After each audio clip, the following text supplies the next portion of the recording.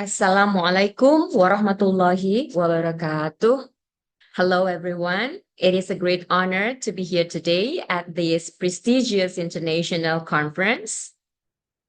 My name is Meida Rabia Sihite. I am a lecturer at Universitas Al-Wasliyah Medan, and I'm thrilled to have the opportunity to share my research on translating cultural references, approaches, and challenges in student self-translations of Indonesian short stories into English. My presentation is mainly divided into four main sections, namely introduction, research method, research results, and conclusion. Let me begin with the background of the study. First, let's talk about the importance of translation. In our increasingly globalized world, translation serves as a crucial tool for cross-cultural communication. Moving on to soft translation, this refers to the practice where authors translate their own works. Let's go on with cultural references.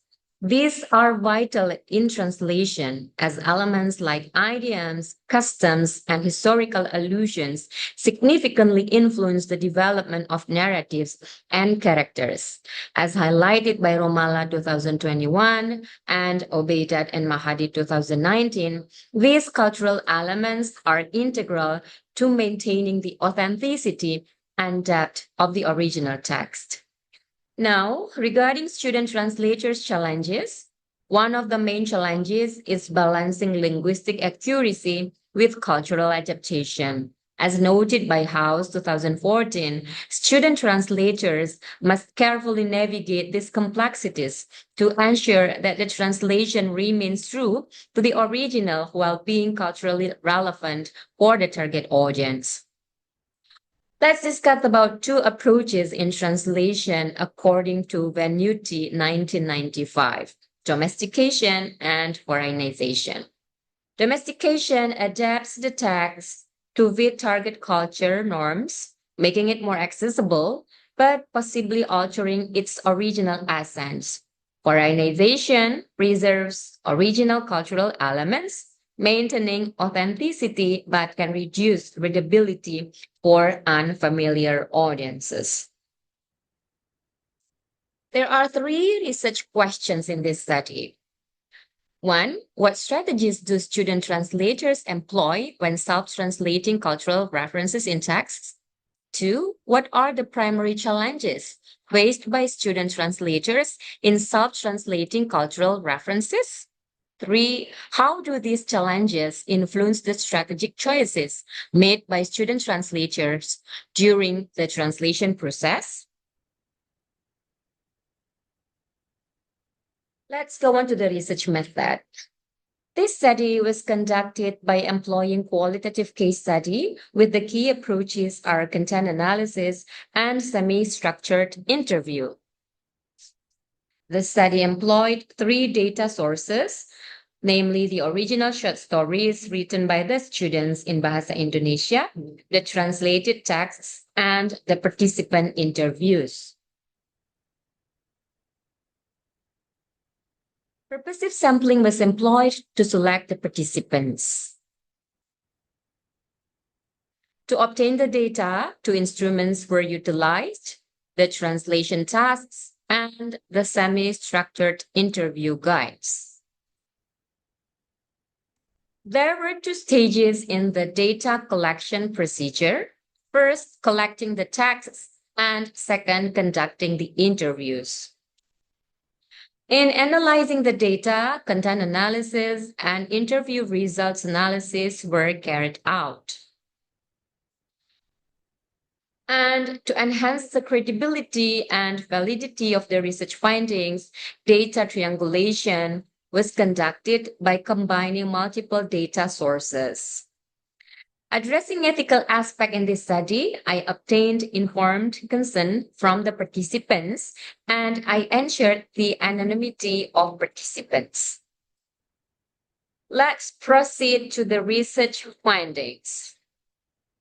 The content analysis revealed that the students employed both the domestication and foreignization in their translation. However, domestication was mostly used in order to make the translated text more accessible to English reader.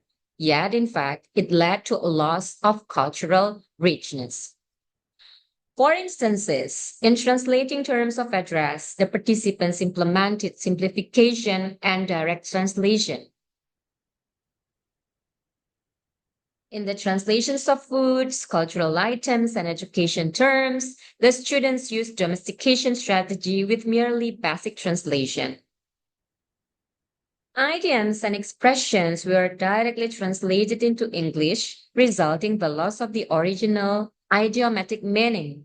However, terms like genderuwo and slang words maintain cultural elements but might need explanations. The interview results revealed the student translators encountered challenges, particularly translating between different languages and cultures is difficult. Students often use direct translations. Idioms and cultural phrases are literally translated. Those challenges give impact on the student translators' use of domestication versus foreignization. Balancing these approaches is key to maintaining translation quality and authenticity. Enhancing translation education, several meaningful actions are recommended, like balanced approach in self-translation, reflective practices, and practical experience for students, translators, and so forth. Well, ladies and gentlemen, we come to the last section of my presentation today. In line with the research findings, it is concluded that student translators often prioritize readability by using domestication, which can lead to a loss of cultural nuances from Indonesian stories. The study reveals how translation decisions affect the preservation or alteration of cultural context.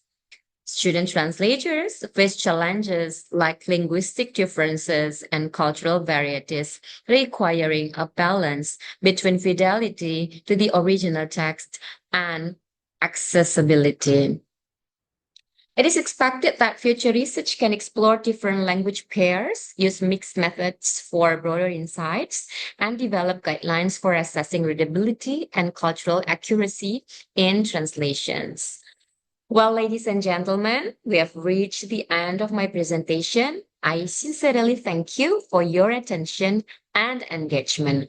Wassalamualaikum warahmatullahi wabarakatuh.